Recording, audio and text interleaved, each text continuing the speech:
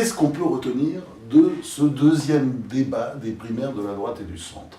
Il y en a trois qui sortent du lot, c'est évident, c'est ceux qui sont les plus capés, c'est-à-dire l'ancien président Nicolas Sarkozy et puis les deux anciens premiers ministres, Alain Juppé et François Fillon.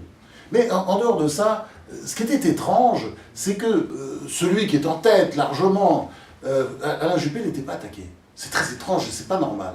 Alors, en revanche, celui qui était le plus attaqué, c'était le challenger, c'est-à-dire celui qui rame, hein, il a du mal, on voit, il est gris, il souffre, enfin c'est dur, Nicolas Sarkozy. Et pourquoi?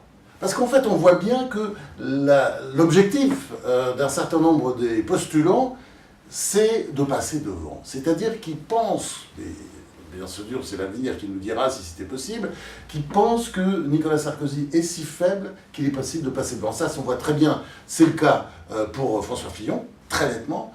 Et puis c'est un peu le cas pour Bruno Le Maire, mais lui qui a beaucoup plus de retard à rattraper. Donc en fait, derrière la primaire, il y a comment dire, un autre match qui se joue, c'est la deuxième place.